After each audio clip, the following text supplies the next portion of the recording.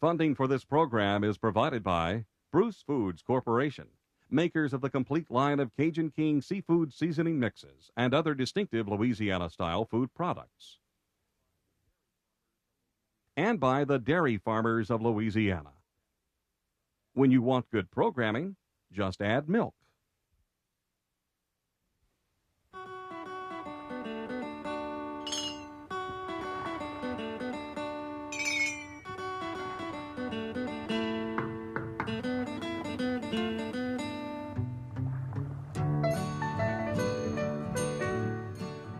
Louisiana. Hi, I'm Chef John Folse, welcoming you to the bayous of South Louisiana. Today, Cajun and Creole cooking holds a prime spot in the world of international cuisine, and I would love for you to know a little bit about it. So why not sit back, relax, and join me and some of my friends as we cook up another great Taste of Louisiana.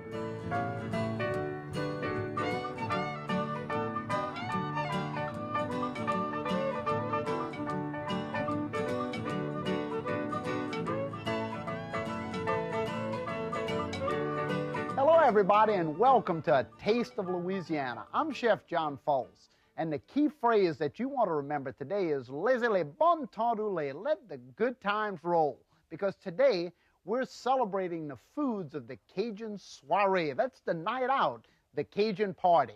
And I want to show you a lot of things about Cajun parties and what we do in the bayous when we want to have a good time. Look at here, this is already it's starting. We've got the little triangle of Cajuns getting together. This is Steve Riley and the Mamou Playboys. This is a little band that you can find playing at all the festivals in South Louisiana when it's party time.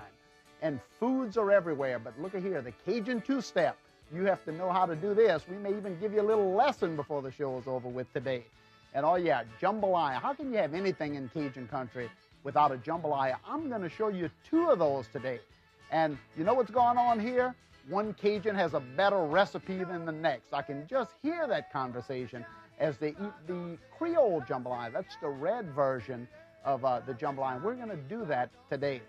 Octa Clark and Hector Duhan, two of the great Cajun musicians of the swamplands and bayous of South Louisiana. Music is everywhere. Food is great, but a Cajun soiree is nothing without the music. You've got to have food and music, good times, camaraderie. It's what it's all about here, that good old Cajun two-step. This is the Festivals International in Lafayette, Louisiana. What's a soiree? Well, as I say, it's a night out. And as I travel around the country, people are always saying, you know, I'm so sick and tired of throwing the same old theme parties. Every time my name gets pulled out of the hat to do a ladies' club luncheon or for the guys in the hunting club to get together, they never know what to cook anymore. They don't know what the themes of the party should be. So I decided today to show you how to do a Cajun soiree, a Cajun party. Very, very simple to do. And that's the key word, I think, is simple. And visiting with me in the kitchen just a little bit later is a good friend of mine, Amanda LaFleur. You talk about a beautiful Cajun girl. Wait till you meet this French teacher from Lafayette who knows a lot about the customs, and I think she knows a lot about partying too, but we'll talk about that in just a minute. Okay, the Cajun party. What's a couple of the obvious foods? Well, obviously jambalaya and gumbo, and that's two of the things we're going to do today. The first dish that I want to show you is in fact jambalaya. Jambalaya got to the bayous of Louisiana when the Spanish settled the city of New Orleans in the late 1600s. They brought with them the formula, I guess, or the recipe for paella. But of course, we didn't have all the ingredients to create paella, so we started to do our own version of paella. And we've got as many versions for this dish as there are black iron pots hanging up in someone's kitchen to cook the dish. So I'm going to show you two of those versions today. We're going to cook one, we're going to look at one.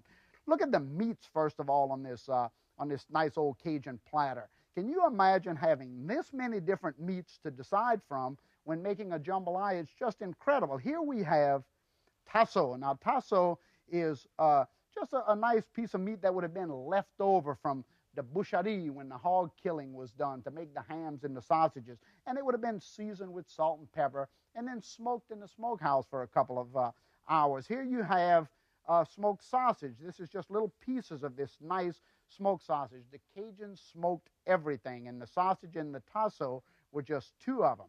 Here we have Andouille. Now, Andouille came to Louisiana with the Germans. The Germans brought the great smoked sausage. This is ham inside of a casing and then seasoned with garlic and pepper and then smoked again for about 7 hours. And fresh sausage, and from the Spanish again, chorizo. But in Cajun country, I think we call it chorizo. We just slang that word right off. Okay, into the jambalaya pot. I'm going to begin with a little buttery oil or a little butter-flavored oil. And, of course, again, use whatever oil you would like. This is, I guess one of those low-fat, low-cholesterol oils, and we like to use that, especially if we're going to use all of this nice smoked sausage.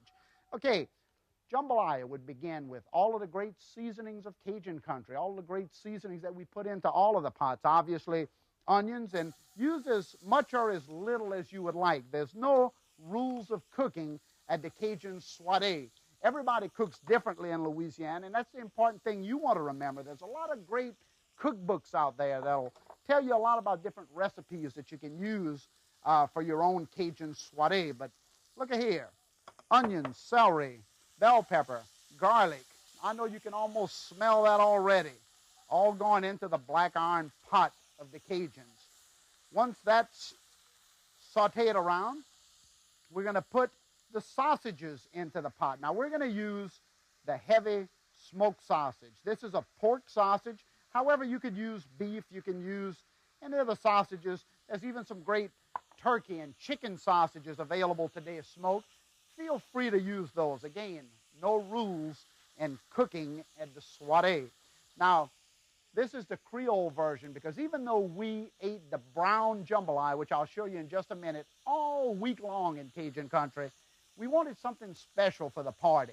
So we would have had to kind of, I guess, add a little festivity into the pot of this jambalaya. How do we do it? Well, we travel to Creole country to add a little fresh tomatoes into the pot, and then some tomato sauce and little tomato paste, anything to get away from that brown earth tone color of the Cajun pot. We want to add the colors to it, and look how nice this is. You can imagine all the great flavors coming together here as we simmer that heavy smoked sausage and all of those great onions and celery and bell pepper. Talking about color and decorations, don't concern yourself too much with what to decorate with when you're having a Cajun party in your home. Remember, simplicity, again, is the key word here. And for flowers, we just go out into the backyard and cut some nice greens off of a tree. We'll pull some moss off of one of the old Spanish oaks. And then, of course, burlap sacks, blue porcelainware, black iron pots, wooden spoons, anything that has a connotation of simplicity in country cooking will work just fine for the decorations at your Cajun soiree.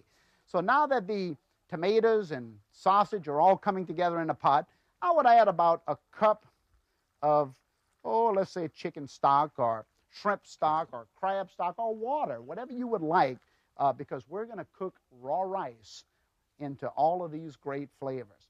So I'll put about, let's say 2 cups of rice. Now, I'm using a converted rice here, but you can use a long grain, short grain, whatever you would like, into this pot. Put 2 cups. Remember, when cooking rice, remember the magic formula.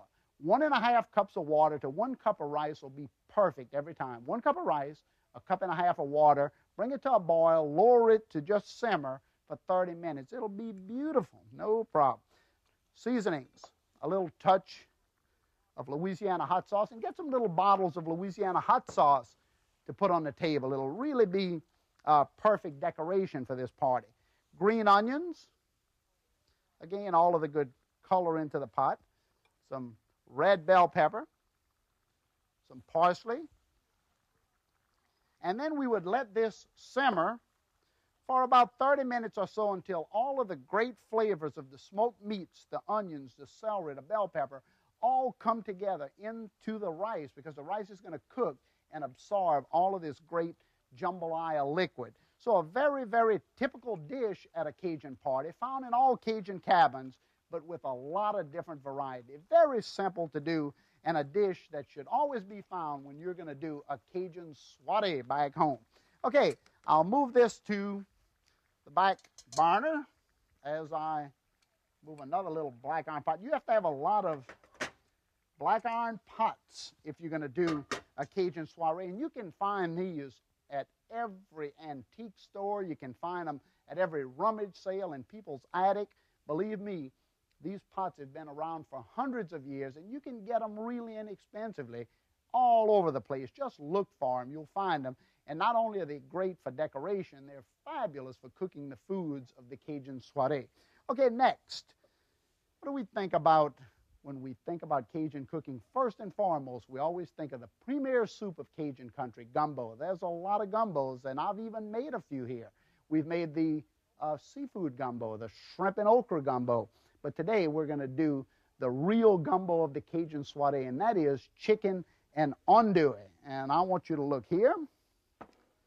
I've got some chicken. Now, I've deboned a lot of the chicken because I don't want to have all of the bones in the pot, but I do like the legs here. I've cut the legs short to make sure that the bones stay in because I want some of that great natural chicken stock flavor into the pot. This is the andouille, which I showed you just a minute ago. The great smoked flavor from the Germans will be right into that gumbo pot. Now, I have okra here, but I won't use okra in this gumbo because the Cajuns of the bayous of Louisiana had a different recipe than the Cajuns of the prairie region. And I bet you Amanda and I are going to talk about that just a little bit later on, the differences in cooking. But we didn't use okra in our gumbo, nor did we use tomatoes. We were looking for the real heavy, hearty dish made with the dark brown roux, which is what I have in this black iron pot right here. Let me get one of these wooden spoons.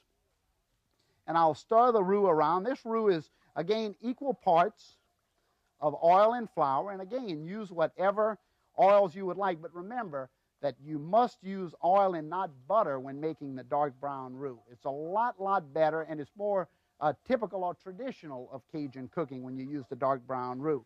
Pick the fire up just a little bit on here. And again, Cajun soiree, so onions. Put those onions into the pot. Celery. Naturally garlic. Again, all of the flavors that are typical of Cajun cooking. And then into the brown roux once this begins to simmer. Look how hot that is. That's another great advantage to these black iron pots is the heat that they retain. Very, very important. I'll simmer that around. And then, of course, the chicken. I'm putting in chicken legs. I'm putting in the boneless breast of chicken, the little wings. I've separated them. And what we're making here is a soup that originated in the Provence area of France. A soup that was originally known as bouillabaisse, a very rich soup using seafoods, but in Louisiana we've kind of changed it around a little bit. And though we use seafoods often, today we're using chicken and sausage, really typical of Cajun cooking. Just change things any way you'd like.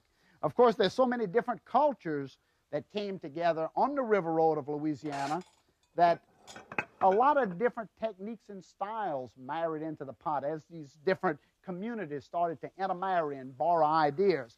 And that's what you see here, the sausage of the Germans and the bouillabaisse of the French, creating a soup that is now the premier soup of Cajun country. I'll add again, once this simmers for just a second, we want the natural flavor of the chicken and the smoked sausage all to come together into the pot. Remember, this is a soup, so we want all of those flavors to cook together into the dark brown roux. And then again, we'll add a little chicken stock. If this was a seafood gumbo, we would use seafood stock. Look at that heat. No question about that pot cooking. And of course, remember to use, look at this, remember to use the pots as the actual serving dish. Go ahead and serve it at the table in the black iron pots. What a really, really great serving plate or platter when you serve it directly in the pots that it was cooked in. What about music? What about music if we wanted to throw a little Cajun party? What type of music would we have? Well, you saw just a minute ago that there was the fiddles and the accordions and the triangles. Of course, you know, you can go into any ethnic section of the music stores in your hometown and you're going to find all kind of Cajun tapes and CDs with a fiddle on the front cover or an accordion, and you'll know instantly that that's the music of Cajun country. However, don't worry about just Cajun music. What about a little jazz? What about, something with Pete Fountain on the front of it, or Louis Armstrong? All the great Zydeco music of Zachary Richard. All of those musics would be perfect for the Cajun soiree. But how about making your own music? We'll talk about that also in just a second. The gumbo, look how nice and dark this roux is. And this soup would cook here for about 45 minutes until all of the great flavors come together. Again, the flavorings would be green onions into the pot, a very simplistic style of cooking because the Cajuns used whatever was available to them. A little bit green bell pepper, and again, a touch of Louisiana hot sauce right down into the pot. All the great cookbooks on the market today that tell you stories of Cajun culture and foods that could be cooked at a party, just pick up any one of those books. I even have one. And you can find any dish that you would like to cook for the soiree. But remember, no rules or regulations. Use whatever you would find in those books, or even doctor up some of your own dishes to look like dishes that come from the bayous of South Louisiana. Now, both of these dishes would cook for, I'd say, 30, 35 minutes. What would be good accompanying dishes to these two? Well, let's take a look at some of them. First of all, I promised that I would show you the brown jambalaya. Well, this jambalaya is the typical jambalaya cooked in Louisiana, done just like the dish you just saw me do with the tomatoes. However, this is the more simplistic bayou style of cooking. I've got shrimp in here. I've got smoked sausage, as you can see, all cooked with there's chicken and pork and brown in the bottom of the pot with onion, celery, and bell pepper. And that's where the brown color of the rice comes from. It's picked up all the great color from the bottom of the black iron pot. What a wonderful dish, so typical of the Cajun soiree. But as I say, we can make it look a little better by adding the fresh tomatoes and greens into it. We love it. The vegetable, again, a very simple vegetable.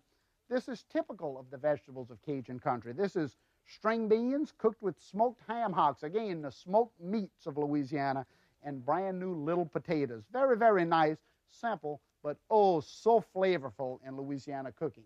Desserts, well, I know you think of bread pudding instantly. I know you think of floating isles, eel floton, but what about the great rice pudding? This is just a real nice custard that's cooked. The cream is cooked with a little vanilla and cinnamon and nutmeg, sugar, and then the rice is cooked right down into the dish. And as we stir it around, the rice is fully coated with the flavor of the custard. What a great, great simple dish. They used to serve this to us as young kids when we weren't feeling very well in Louisiana. It made us feel better just like that. And, of course, this is boiled crawfish. And we used to have crawfish eating contests and all those kind of things using crawfish with a little cocktail sauce. Really, really nice dish. And believe me, if you put shrimp or clams or mussels in a big basket and have an eating contest, it'll be just as good as doing crawfish, but you can find crawfish all over the country today. Okay, now I'll lower the heat on my gumbo.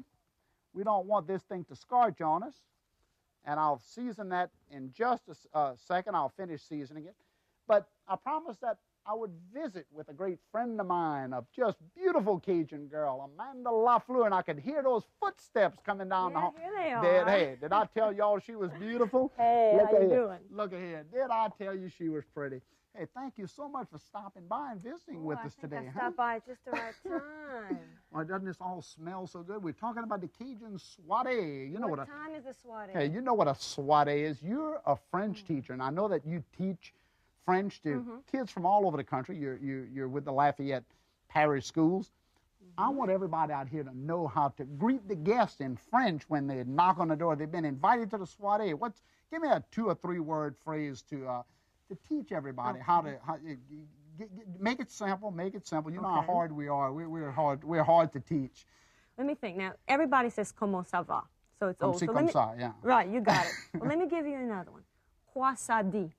Croissadi. Croissadi, that's not too hard. Croissadi. Now you have to croissadi shack. Croissadi shack. Croissadi. Well, that's what's happening. What's happening? What's happening? Croissadi shack. That's simple enough. Croissadi shack. Remember that. Open the door. Croissadi shack. All right, okay? That's good. That's All right, good. You great. got it. You got it. Look, we've been doing all these great foods. I've been telling everybody it doesn't matter what you do. You know, as long as you pick up the flavors of Louisiana, the jambalayas, the gumbos, all those great things. And it's so simple to throw a Cajun party if you just start to cook whatever comes to mind. Simple country cooking. Look at that great gumbo right there. Is that similar to what you would cook?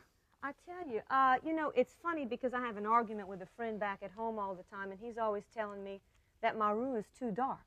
Now, he comes from further south than I do, but this roux looks just about as dark as the kind we make up in Ville Platte. Well, I tell you what, it's just the right color for the Cajuns on the river also. And you know, one of the things that we talk about, Cajuns would entertain themselves by talking about the colors of the roux or the differences in recipes.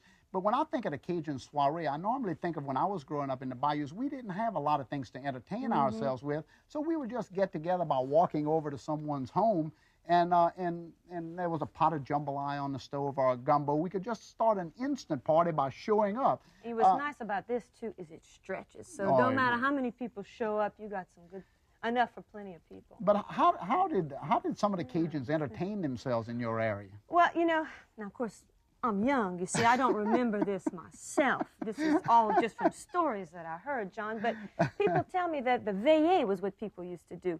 Often for dinner or even after dinner, when the weather was mild, everybody would go over to Tante Marie's house or Noncle Joe's, and when the weather was mild, they'd sit out on the front porch. Somebody would serve the coffee or the dessert, and everybody would sit out on the front porch, and there'd typically be one person who was a raconteur. You know what a raconteur is? Great storyteller. Yeah. Right, somebody who could tell stories. It didn't matter if they were true or not. And normally they weren't.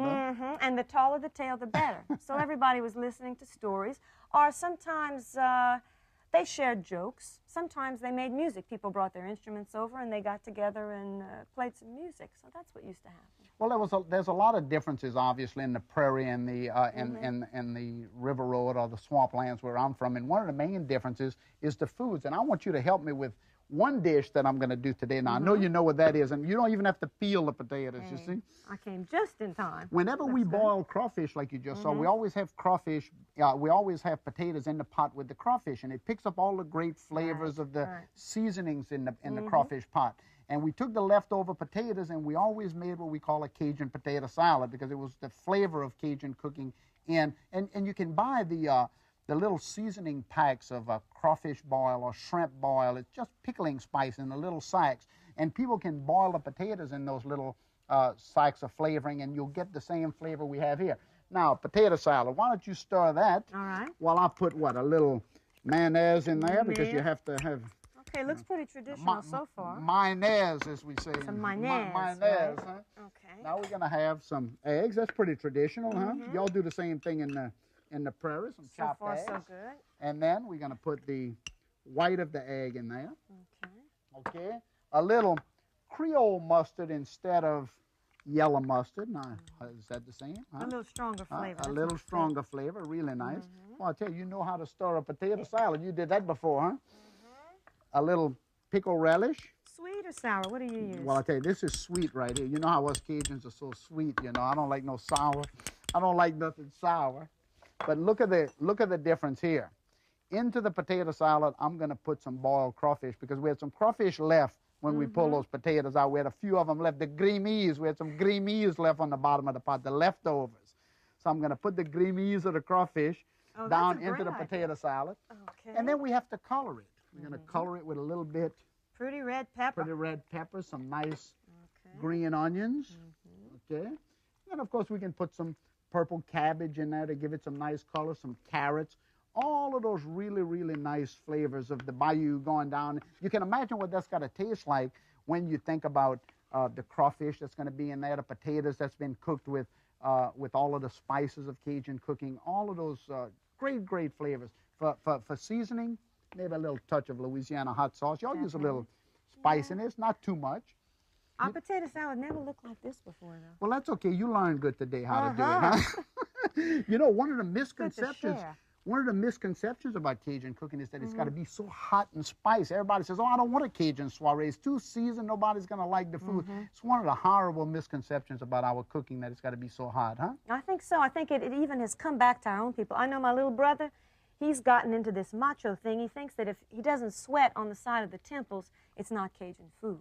And you know, I really don't know where that originated. Maybe from the fact that when we blacken things in Louisiana, we put a little cayenne pepper on top of it. But 99% of the foods in Louisiana that we would have for a party would never be highly seasoned or highly spiced. That's right.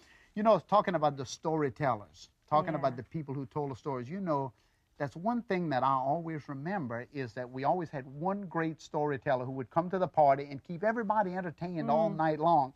And we had some great stories on the on the river right around the swamps where we lived. And one of our famous stories was about the rougarou, the old wolf man or the werewolf. The Cajuns were so superstitious in a lot of ways. They always thought that they saw something walking through the woods or the swamps. And how many Cajuns saw Bigfoot 500 times? Well, you know, that's a story that we didn't know on the prairies. For some reason, that's a story that belongs to Highway 1 and Bayou Lafourche. I think you also had the fifolets that were real popular, the little dancing fires that would go along the marshes, the swamp gas, they would supposedly ignite. Now, you know, they said it was swamp gas, but we all know that they really were the souls of unbaptized babies that didn't go to heaven. Another great story. Look, we're going to stir this jambalaya up because it looks so doggone good. Now, this would cook for about another 15 minutes. It's also, and then you could serve it on a nice platter. But again, I would serve it directly into the pot, huh? Just leave the pot on the table. What you got in there? Well, I got all the onion, celery, bell pepper, sausage, and all of that. But look, I'm going to show you how to cook that a little bit later on. I want to tell everybody out there how much I appreciate y'all coming to visit with our little Cajun soiree today, and I want to thank you so much for being a part of it. And I want to invite every one of you back next time as we continue to cook up more of these great, great Taste of Louisiana. And you know what I want you to do? What? Cajun music was a big part of what we did. We got some spoons right there. You're going to make me play spoons. You're going to play the spoons, and look what I have right here. I have the washboard. Now, you got to hum the tune. You hum the tune, get your spoons ready, and then look, you got to get that thing moving, huh? Up, let me turn my wash. There you go. All right.